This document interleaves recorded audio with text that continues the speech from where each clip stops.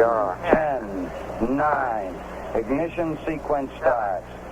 6, 5, 4, 3, 2, 1, 0.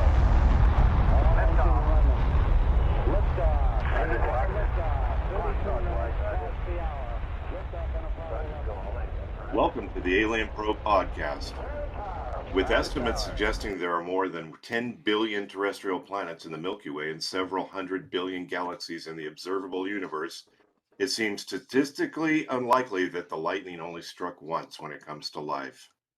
Because we only currently know of one planet able to sustain life, scientists have their searches off Earth looking for small rocky worlds in the habitable zone, where surface liquid can exist around stars with a few common key elements needed for life: carbon, hydrogen, nitrogen, oxygen, phosphorus, and sulfur.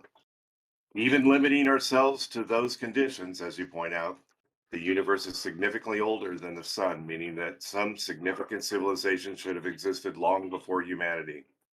So where are all the aliens? Why haven't we received any messages? Scientists call this disparity between the apparent likelihood of the abundance of life versus our utter lack of evidence, the Fermi paradox. Today with me today is Dr. Bill and special guest executive producer Robert. Robert, how's it going? I'm doing well, thanks, Doug. How are you? Good. In Roswell, I might add, Roswell, New Mexico. Currently holed up in the desert of New Mexico, right in the smack dab in the middle of Roswell. What's it like? I'm always intended to go there. What's it like? What? You know, the thing with me is if you're a hardcore UFO buff, what I've discovered is there's not really a whole lot of new information. I think that's kind of my biggest disappointment as a takeaway.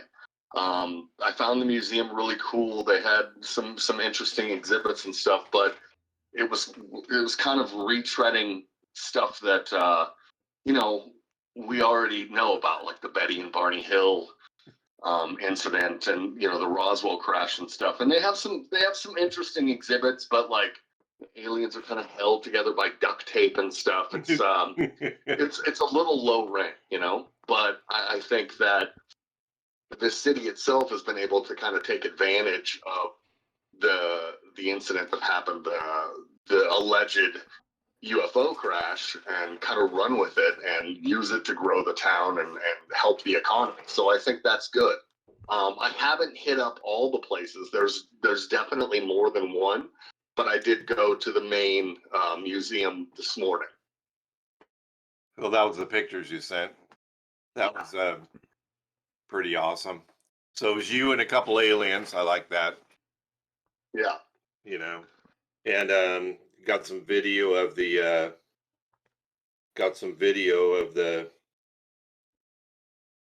other. That video that I sent with the UFO, that was apparently for a TV show. I can't recall off the top of my head the name of the TV show. The exhibit that I really did like was the alien autopsy exhibit, which I sent you a few pictures of. I thought that was kind of cool. But again, like they had some ancient alien stuff, like the ancient astronaut painting, and they had it redone on like a wood panel, which I thought was really cool. It was cool to see that up close, and it's cool to like see a full-on museum based on like a major interest of mine. How big is it? I think that how big is it? It's not that big. It took me probably a half an hour, and I mean I didn't read every little thing. They had a lot of probably half of it was dedicated to like newspaper clippings and secret documents and stuff related to the crash itself, and that was pretty cool. I went just right when they opened, so it wasn't too busy. The desert itself, it's not as bad as Texas, surprisingly. I thought it was going to be hotter than Texas where I left, but it's kind of cool. There's a nice wind going through, and I don't know. It's an interesting place. I think personally, what I'd like to do more, and I haven't been able to find any information on this, is like go to the actual crash site. I'm not sure who owns it, I don't know how much fanfare they have surrounding it, but I think that would be really cool, and I'm not sure how to do that. I think Bill had mentioned this before. Can you hear us, Bill? Yeah, I don't want to talk over, Okay. so I'm trying to keep it. Okay, that's fine. Well, Bill had been in the air or been in the vicinity, and there are tour. There's guided tours. I think you can pay them to like drive out there. They're, making money off that. Crash site isn't in Roswell itself, right? It's like it's quite a distance out. The crash site, I can't remember the distances, but it's a ways out. Did you know that there's supposedly up to 4 or 5 crashes in the area? I did not know that. That's. I was a little confused because there was some exhibits that seemed to reference different crashes, and I'm only familiar with the one, so I didn't know that there was actually multiple. Yeah, the one crash they're talking. We've been looking at one of the books, the early books, and that one book said there was like 2. There's like a rubble field, and then there was like a partial crash of a saucer. There's a book that we're just started looking at called Behind the Flying Saucers by Scully, who is supposed to be a fraud book, and he talks about the Aztec crash. And then your dad and I just spent a small fortune buying books on the Aztec crash, which talks about the 3 or 4 or 5 crashes that happened in the area around Roswell. So that's actually, for you, that's new information. Yeah, I'm not familiar. Why do they call it the Aztec crash? Because that's where it crashes, Aztec, New Mexico. Oh, gotcha. Oh, yeah. Okay. Here, I'm going to hold up the, you can't see it, but I'll hold up the book. The book is called UFO Crash at Aztec, A Well-Kept Secret by William S. Steinman and Wendell C. Stevens. And they only printed 1,000 of these. So we went nuts and got 2 of the 1,000 copies for ourselves to look into and find out more information about this. So there's a lot more. Apparently, there's a lot more to Roswell than we have known from TV stuff. Mine was wrapped in its original wrapper, but I threw it away. Yeah. Feels very disappointed. Oh, it's horrible. It has a plastic. It has a. You know how Robert, you're familiar with this. When you buy a expensive book like a collectible book, they put a plastic sheet on it to protect the cover. Yeah, and your dad took it off and threw it away, and it actually had an etched into the cover an alien head, which makes the cover even cooler. What? Yeah, number 3 of 1,000. It's in the garbage. Yeah, all right. Yeah. Good job. That's why you can't have nice things. Yeah. Oh my God. I'm poor. I'm going to throw away all my collectible stuff. Yeah, you destroy it. What's this? What's this? That's just cellophane.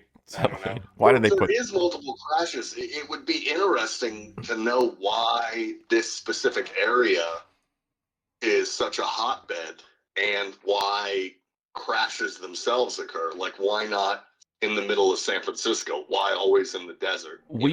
We talked about that in one of our episodes. And did you find that thing where the guy was with the slideshow from some UFO meeting where he talked about the 4 or 5 crashes? I think your dad found it. And he was saying it was the high power radars that they put up around Los Alamos, and the bomb testing site and stuff was bringing down the saucers. And it brought down 4 of them, 5 of them. I can't remember. Yeah, it was kind of like there's old movie. It's kind of, I don't know if they depicted it on this event, but the actual Earth versus the Flying Saucers has it actually has them towing this radar around and purposely pointing it at these UFOs and knocking them out of the sky. We don't know why if that would be the case, why they didn't just continue doing it. They slept it at 5. Yeah. Yeah. But yeah, I well, doubt we have the technology that could beat flying saucers, especially like something as simple as radar. We're thinking it's accident. It was high-powered radar because it was surrounding Los Alamos.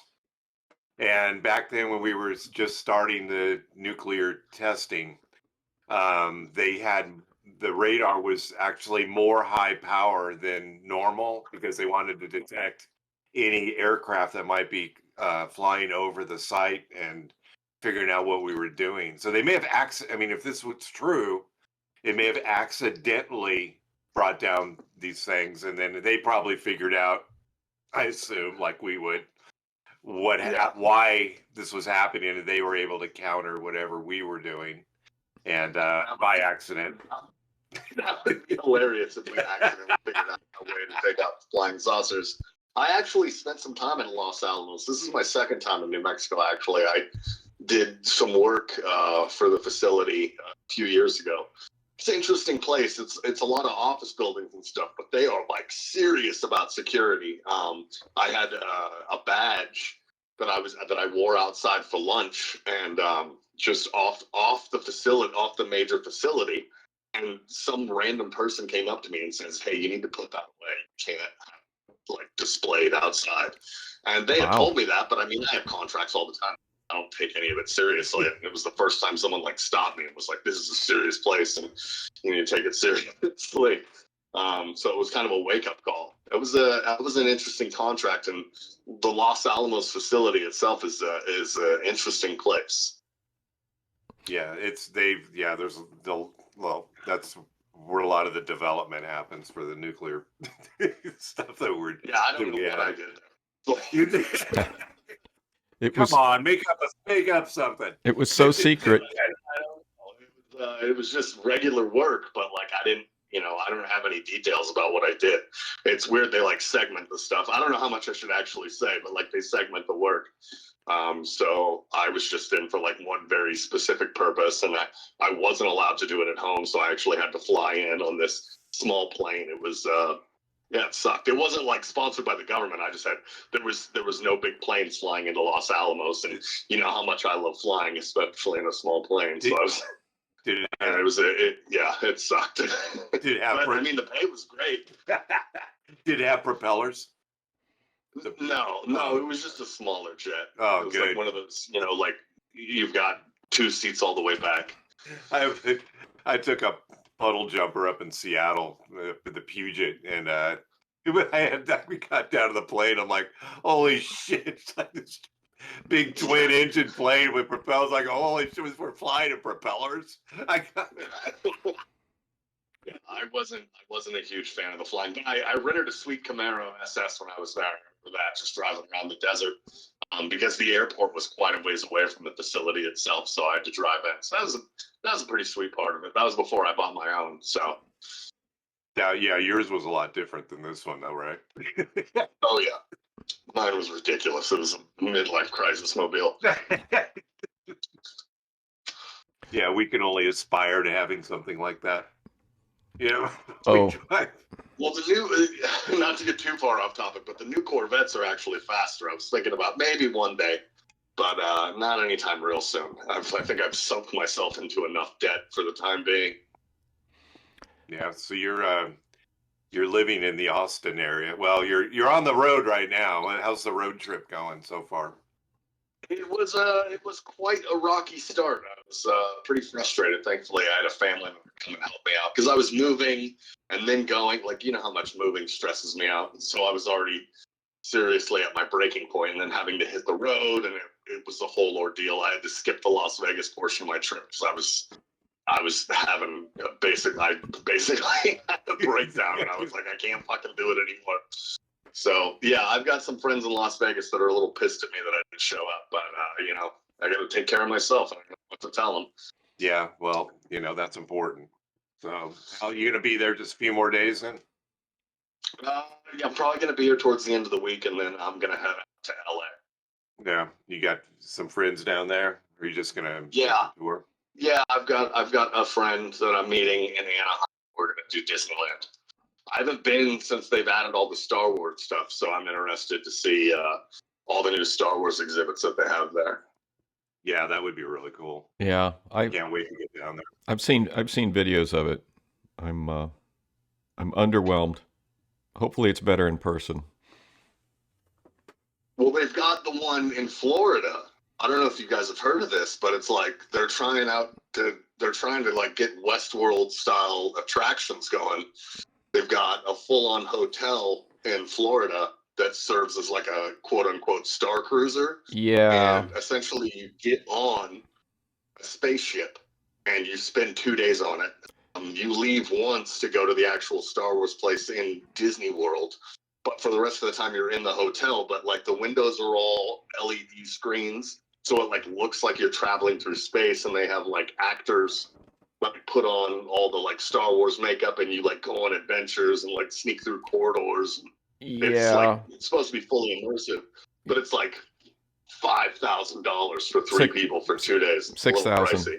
It's interesting that they're like trying to start those kind of Westworld style attractions. Yeah, I saw a review by a guy talking about his experience there.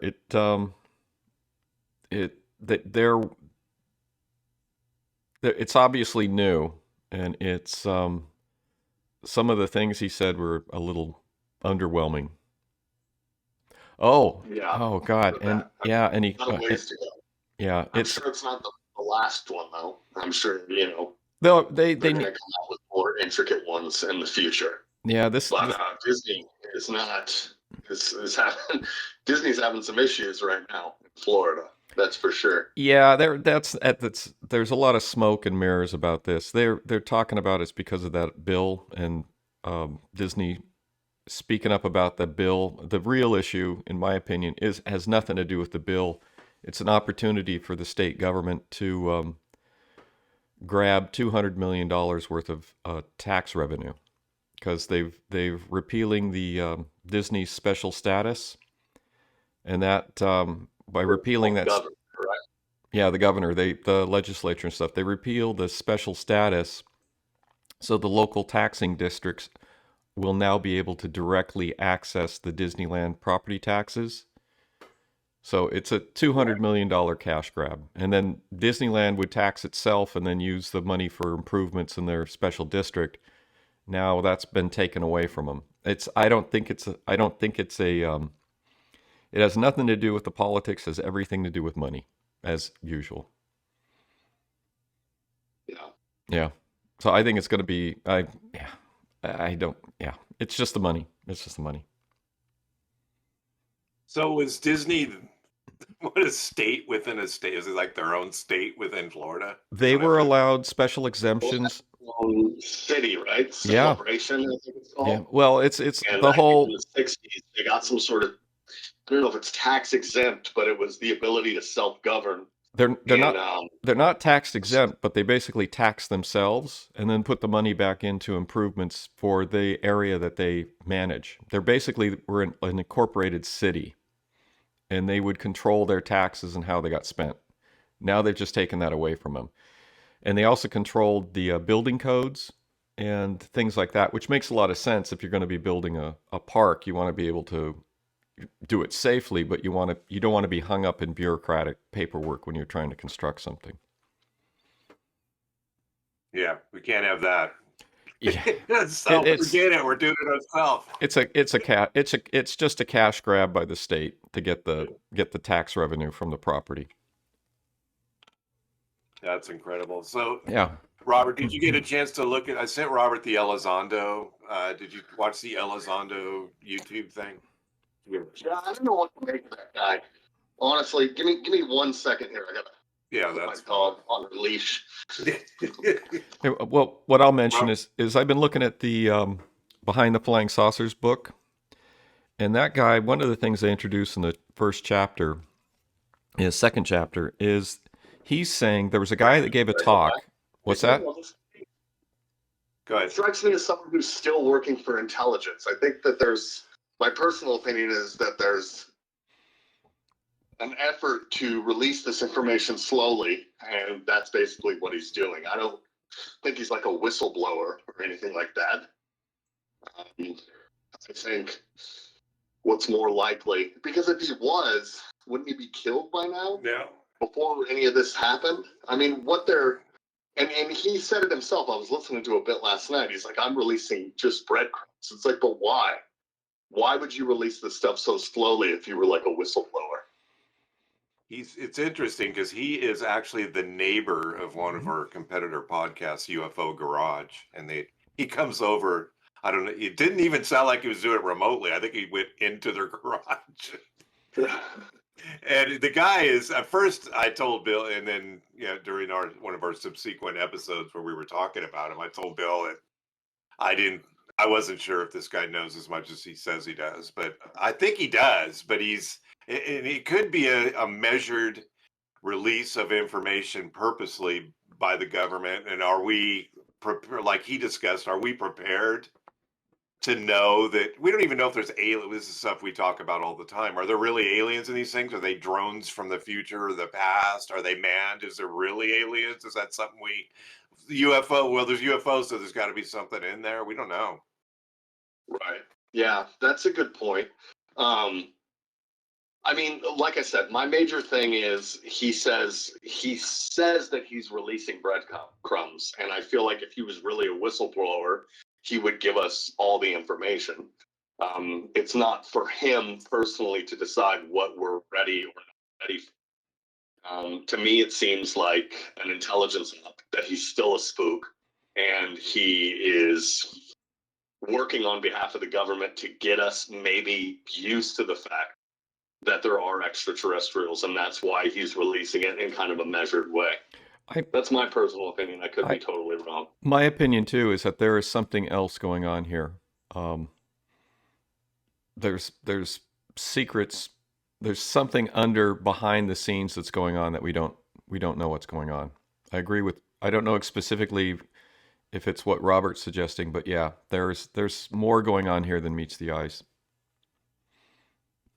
Yeah, because what happens when everybody really wakes? And I talked to Debbie because Debbie's not she's not a big believer. So I got a really good litmus test of some people who's like, I don't care. It's like, it doesn't really affect me. Right? It almost seems like a distraction. Yeah. Things are going terribly now, and like we need to start distracting people to how terribly things are crumbling with our economy and with our society at large. And there's a lot of people that just don't care. Can you imagine if this information came out 20 years ago? It would be crazy. So I mean, maybe that's the whole point, is that, I don't know, it's weird. Well, the information's out, but it's like, it doesn't really. No, but if you see it, the response will be when we get some definitive. Nobody's really caring because everything's just so ambiguous. We see the Tic Tac videos, and nobody's putting their hands on or taking iPhone pictures of these things and having their hand on it and taking their pictures like you did with. I've got your picture hanging up here, by the way, Robert. You can't see it, but it's hanging up behind me with you and the aliens, so everybody knows what you look like. So now you're not secret anymore. Of course, your life's an open book, right? It doesn't. Yeah, totally. I don't have any secrets. I have another family member that I'm not really even supposed to talk about. He'll tell me stuff, and he's like, "Don't tell anybody I told you that." But I still haven't got any real good information yet. Like, have you seen a UFO or an alien? That would be nice. This is something that, I mean, your uncle, Robert, and I have, when we were kids, we wanted to, there was so much and it was the newspaper. Bill and I, again, obviously we've discussed this. It's the newspaper articles back in our hometown.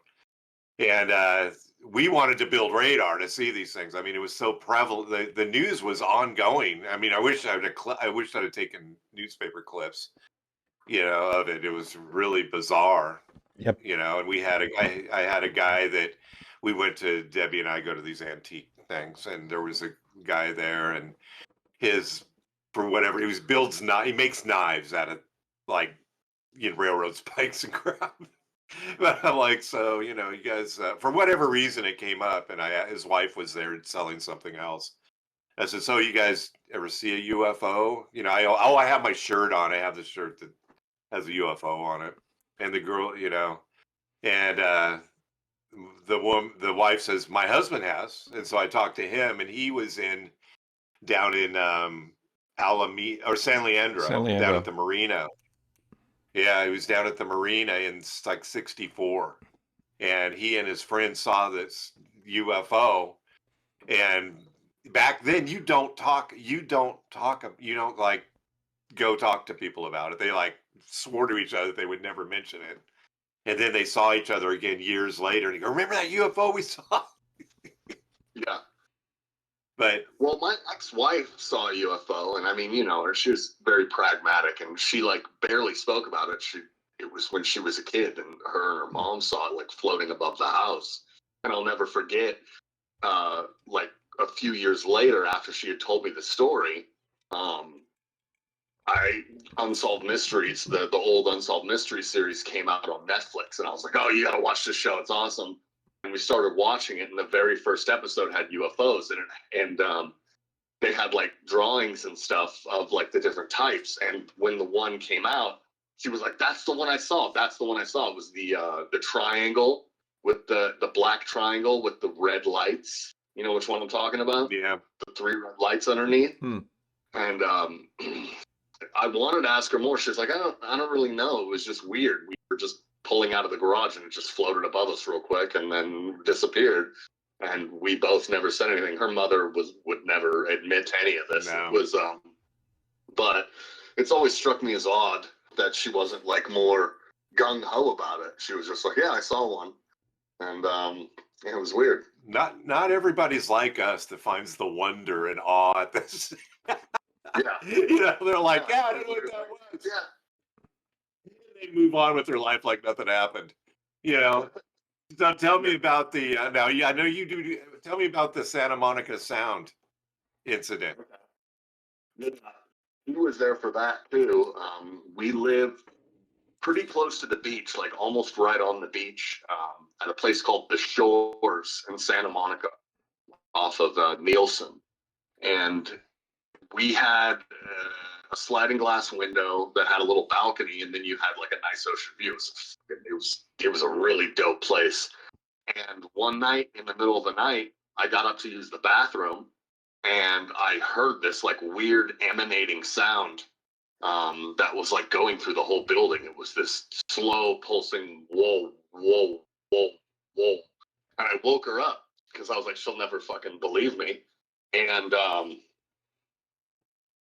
we went out to the balcony, and it was pitch black dark. No lights were on or anything like that. But you could tell that the sound was coming from the ocean.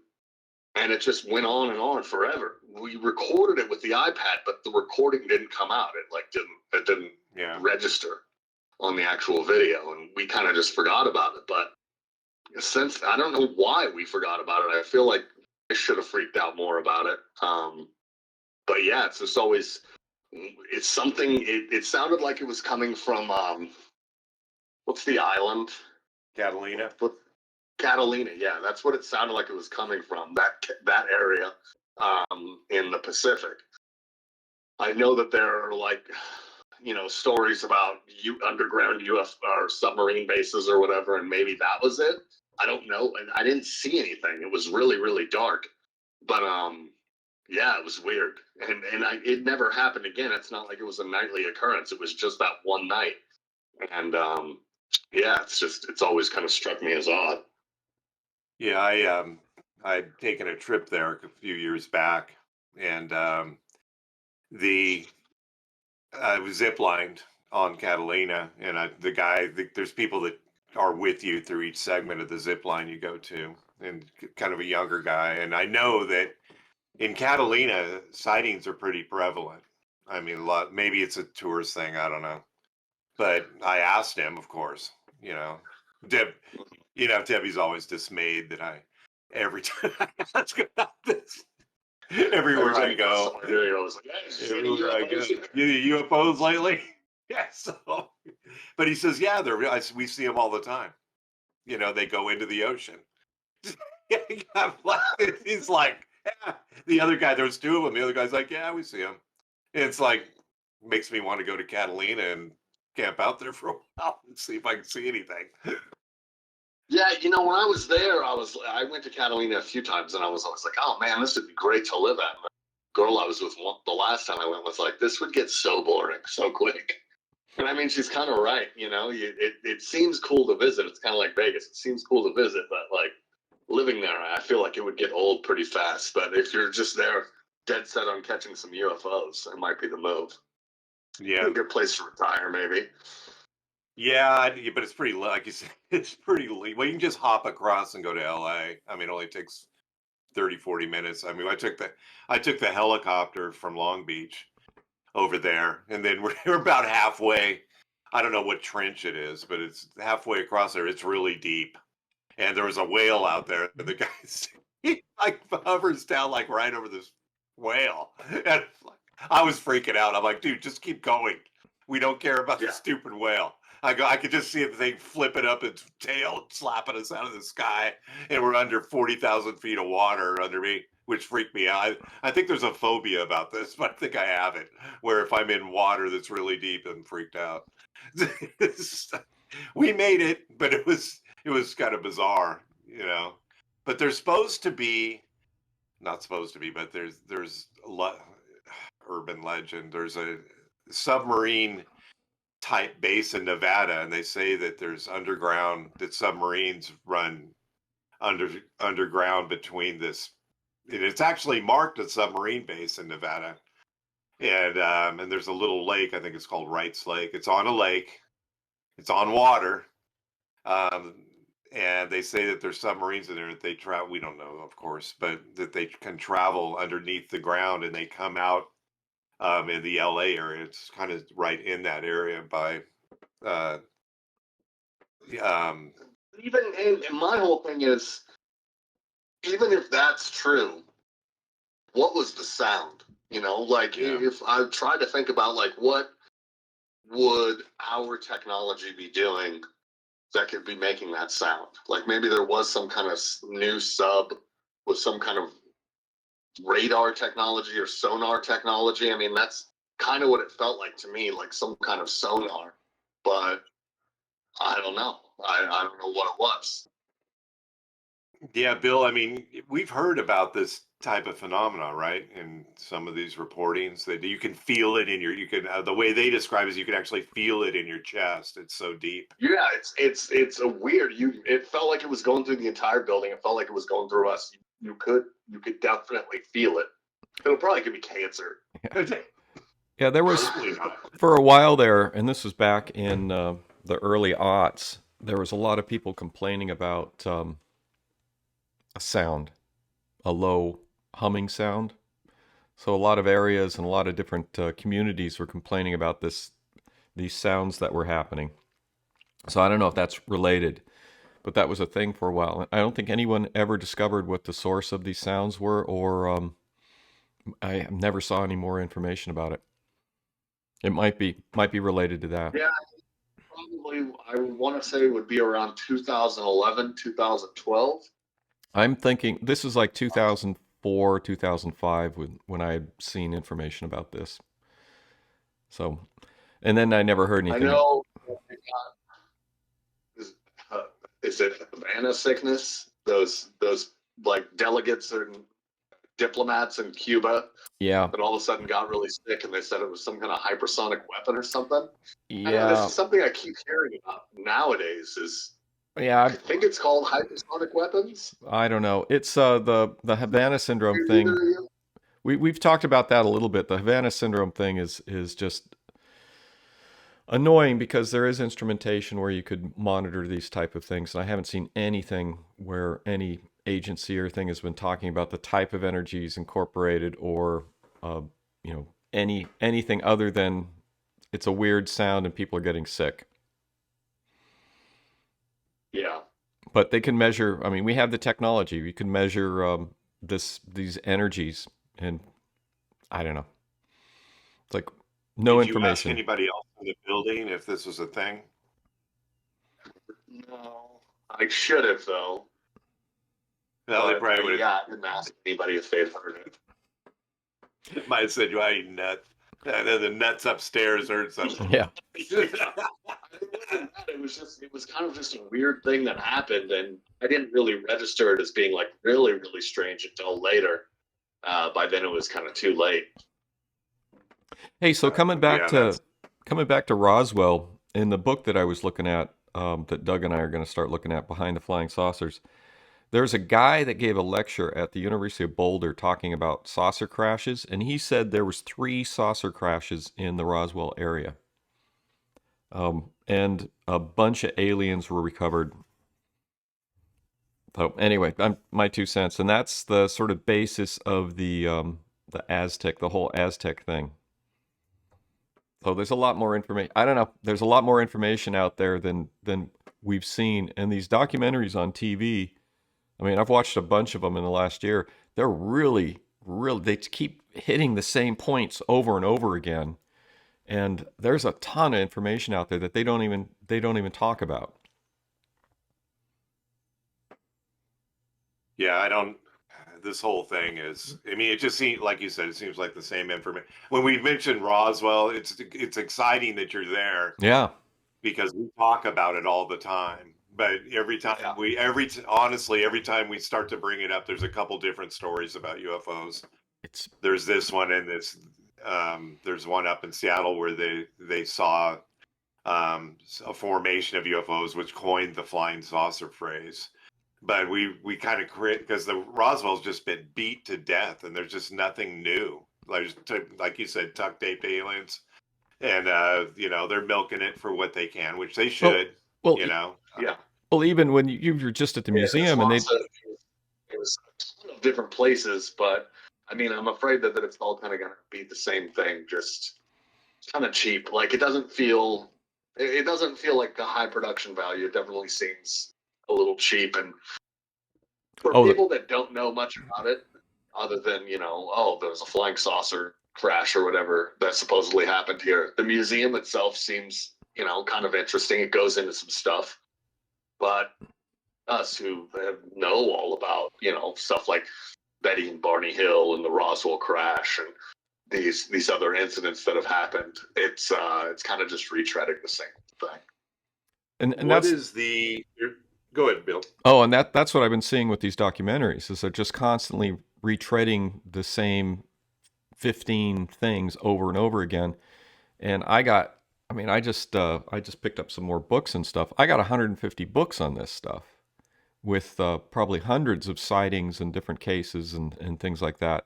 So it's not just the 15 things that we constantly see on the documentaries that they keep rehashing the same old crap over and over.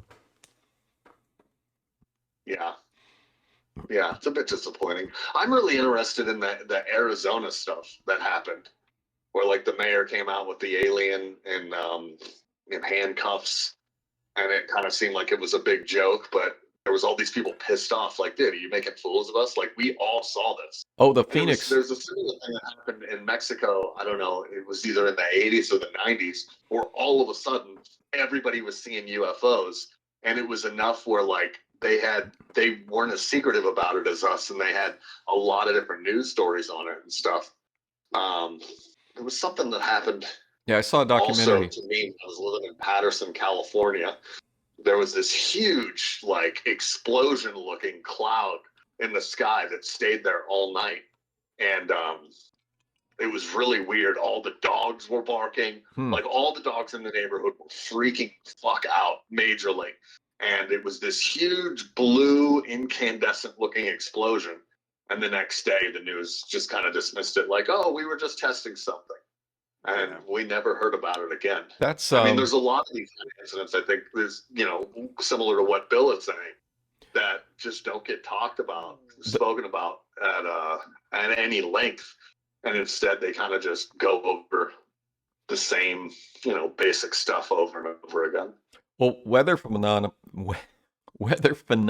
is supposed to be associated with UFOs, And they actually, you can see a good example of that in Close Encounters of the Third Kind, where the spaceship comes at the final scenes. There's big cloud formations and stuff. That's been documented, where people are saying that there's those type of weather things happen with UFO sightings.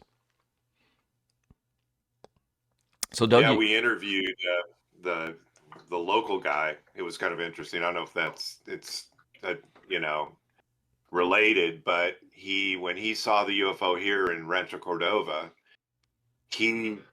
actually it was bad weather, and it's almost like and a they blackout. show up around. Yeah, Yeah.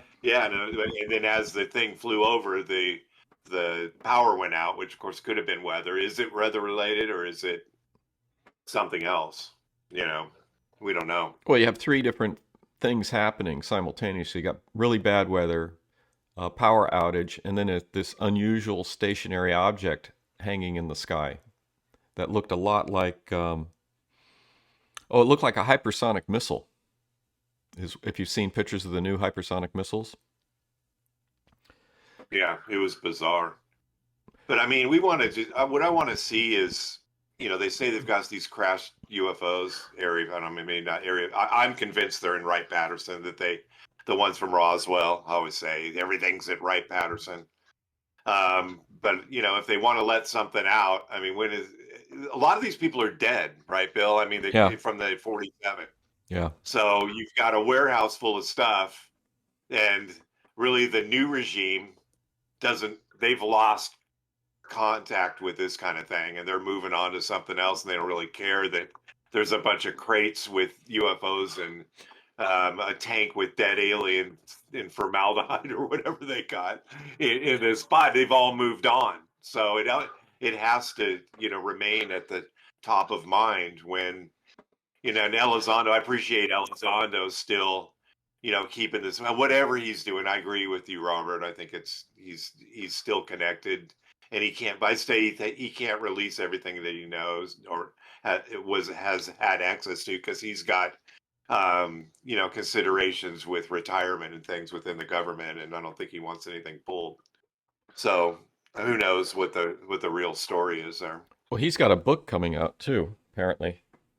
Hopefully by the end of the year, so that'll be interesting to check out.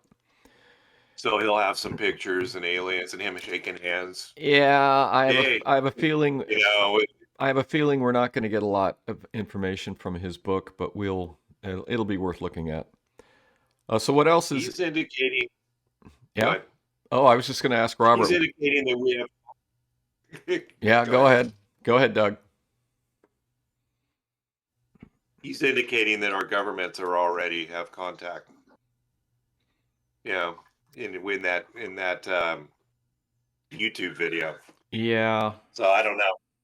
Yeah, he's also. They were saying that essentially disclosure has happened with all the videos and these organizations that are getting involved in this. I want to hear. So what else? What other impressions do you have of Roswell, Robert? Is he there? Did we lose Robert? He's probably handling his dog. Got a couple dogs there, so I'm guessing the dogs are out of control, like ours get when we're trying to do something. Yeah. They want to take him. I've got the puppy here. I'm trying to crate train her, and it's kind of difficult to crate train when you're on the road. Yeah. Yeah. So, what other impressions do you have of Roswell? I mean, nothing else. It just my biggest takeaway is that it's kind of a cash grab by the citizens, based on something that's pretty old at this point. Okay. Yeah, I mean the newest generation of people. I mean, we can see in our analytics the newest generation of people, the younger people aren't as interested in this topic as maybe are, including your generation, Robert, and ours.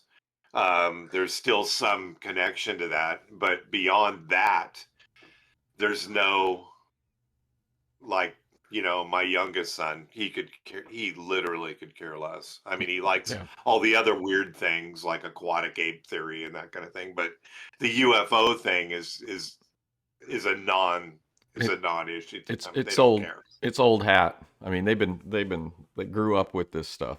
So I mean, with like Close Encounters and space alien movies and Star Trek and Star Wars, and I think they just don't. They're just not. It's not interesting because it was so prevalent in the society that it's just like it's a nothing burger. Well, for my kids, it's usually I'm tired of hearing about it because Dad's been talking about it for 40 years. So I don't. I've never talked about it. My kid doesn't care. So He doesn't care. He still doesn't care. yeah. Yeah, he doesn't care. There could be something. It's not unless, and I kind of agree with them. Unless you can put your hand on it, it's kind of like, okay, when something happens, let me know. Otherwise, I got other stuff to deal with. It might be just Yeah. they're the generation where it's just like, oh yeah, space aliens, sure, why not? I mean, I don't think they find it as a concern. Older generations are like, space aliens, oh my God, what are we going to do? It's going to destroy religion and governments. So, I don't know. I did the Zoom meeting or the Teams, whatever we were doing with them. Remember, Bill, the MUFON thing? Mm-hmm. And did you have all the people's video up? Yeah. And I didn't see a whole lot of young people in there. There was a couple. Yeah, but not very many. Yeah. And I mean, they'll have to carry the torch. Hopefully this thing is going to break open before we expire. After wondering about this for years and years, I'm kind of hoping they just open the warehouse and go, all right, we give up. Shut up. Here it is. We don't know. Here it is now. Yeah, we found the stuff. Yeah, it's still flying around. Nobody's trying to kill us. Yeah. Hey, Robert, how do you? What's your opinion of the alien autopsy? Do you believe that's real? I see you had some pictures in there. Maybe I'm remembering it correctly. Sorry, I just brought my dog in. Wasn't there like some anachronistic things that they said if this really happened during this time frame, this clock wouldn't be here or something like that? Am I remembering that correctly? Well, I just picked up a book called Beyond Roswell because, I mean, of course, locally they're having the library book sale. So I went over there, and one of them, the anachronistic thing was the phone on the wall because it had the autopsy. And they had a picture of the phone, which is in here, of the phone was from 1940 something. Oh, now I'm not seeing it, but yeah, that was the anachronistic background. So I mean, yeah, it's interesting, but I mean, I remember they had like special effects guys saying it was like a pretty impressive job if it was a hoax. Yeah, but yeah, it was. Yeah, I hope it's real. The alien looked very realistic, but he looked a little different than like your traditional slender gray. At least the ones that I was looking at today at the museum. So yeah, I don't know. It could be real.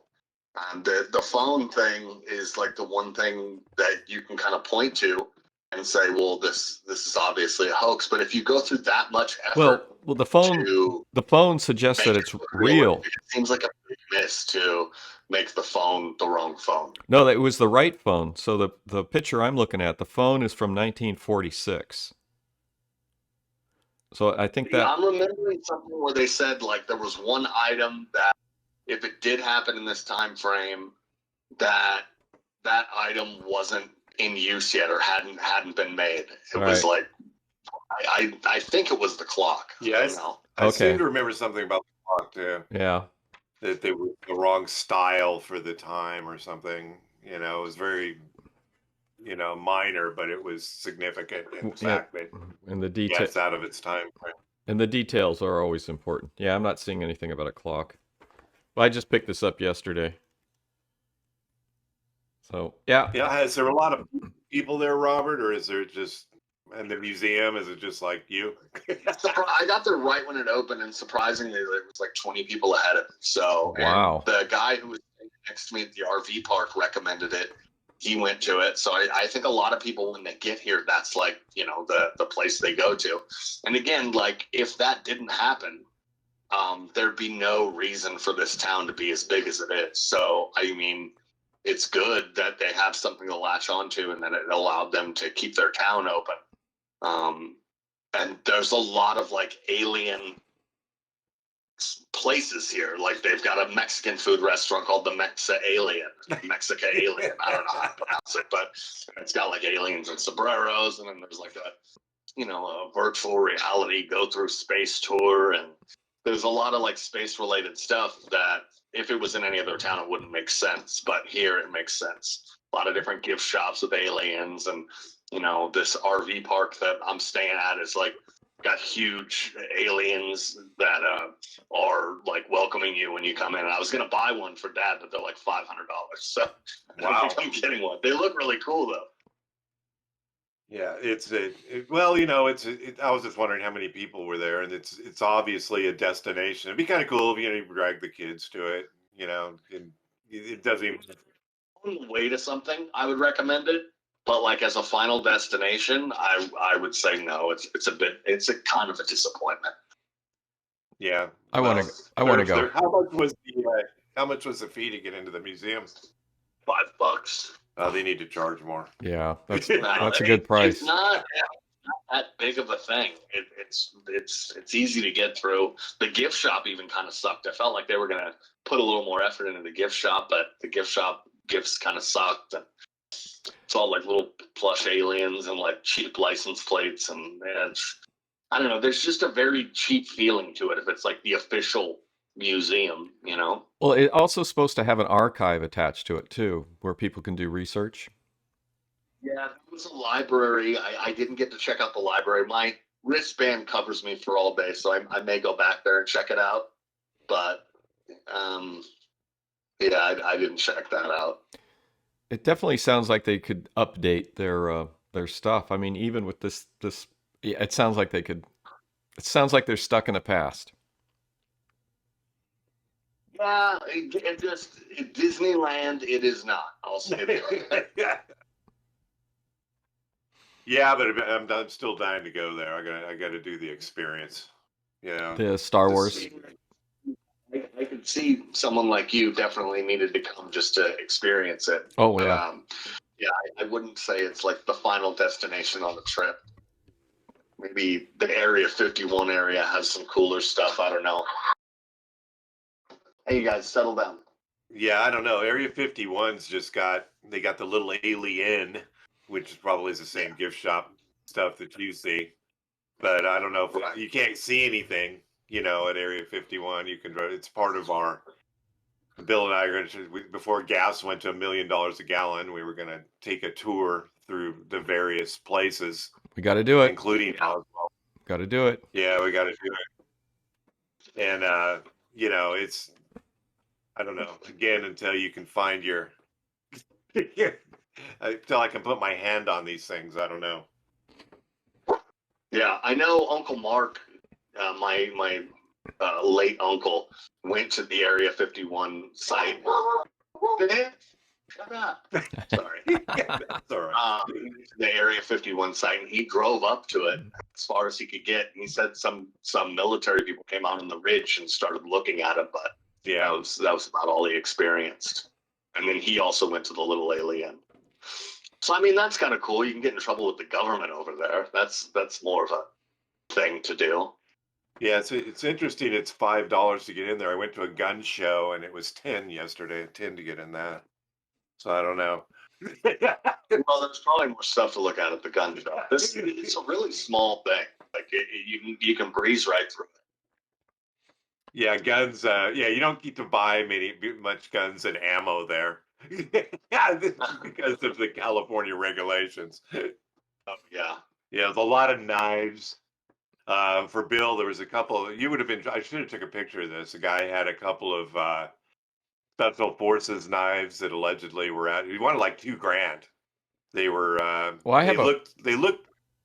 I have a special forces knife that was used by SEAL team.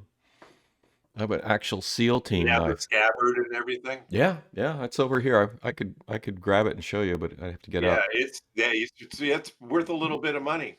You Really? know, make sure you sell it before you die and your kid donates it to charity. Yeah, he'll give it to Goodwill.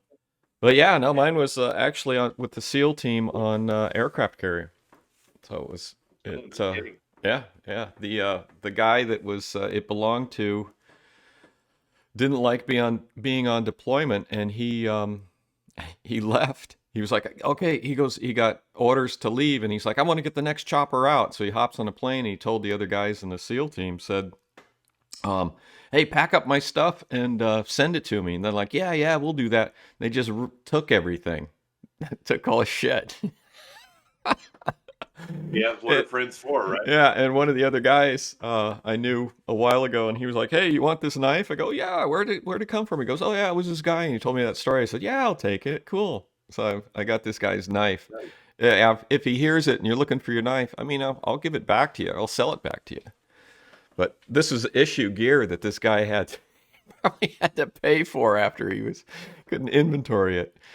So or not. I mean, I know it's off topic, but yeah. what they did have there, which I found interesting, I don't know if you've run across this, Bill. I know you're a gun guy. It's air gun, an air gun that looks like a 50 cal sniper rifle, and they have Oh, different sizes, but oh yeah, the air. it shoots these little metal pellets that are pretty heavy. Yeah, I didn't check what the velocity was or anything, Uh, but I sent Deb, and we have a lot of squirrels, and I told Deb, hey, I might be something, and man, this thing looks lethal. they're And they say, oh yeah, you don't need a background. He goes, yeah, you can buy this. You don't even need a background check. And I'm like, I think you can probably kill somebody with You this thing. could. The air rifles are extremely powerful and sophisticated now. I have one that I got for squirrels, but I've never used it on the squirrels. But we had a big problem with the squirrels with the fruit trees, and I was like, oh, my wife wanted me to deal with it, and I got the air rifle that can deal with squirrels. Was using my son's BB gun, and it just bounces off them, and they like look at you, and they climb up in the tree, and then they just look at you. How But many squirrels did you take out, Bill? oh, I haven't How shot many? any. I just couldn't do it. I just like, no, it's not worth it. I mean, the Come on, man. I mean, you it's got to get them, and then you got to put a little squirrel stamp on the gun when you yeah, get one. you got to eat them. If you're Yeah, gonna shoot them, you need to eat it. with that little cross through it. Yeah, Hey, we're coming. this is my fault. Yep, we're coming up on 58 minutes, All right. and Well, Robert, thanks for doing the tour and coming on. We appreciate it. I know we've got a couple other things we need to talk about, like Yeah, we'll definitely do that soon. we're going to do Men in Black. Thanks Is for kind of having me. we were going to do Men in Black. As we looked into Men in Black, it's a zero. but we as should far as- we should come back. The book I was looking at had some cool stuff. I mean, so we need to Yeah. come back and look at that. So it's But simulation theory is something that the listeners are, we've had a comment or two on. People want us to talk about that, and I know everybody's fighting over who gets to do that one. But Simulation theory. yeah, it's kind of crazy some of the things that happen. But we'll go ahead and wrap it up. Thanks again, Robert, Dr. Bill. Yep. Thanks for listening to the latest episode of the Alien Probe Podcast. Welcome comments, questions, or requests to alienprobepodcast@gmail.com. Visit us on Facebook. Check us out on our website, alienprobe.net. Twitter and Instagram at Alien Probe Pod. See us on YouTube, Alien Probe Podcast. And just type in Doug Anthony after that, and it'll bring it right up to the top, so you don't have to wade through the millions of different YouTube. And thanks again to our senior producer, Robert Anthony. You've got us started on this thing, and now it's insanely crazy. Thank you. All right. Thanks, guys. See you Bye-bye. next time. see you, Robert. See you, Doug. All right. Bye. Bye.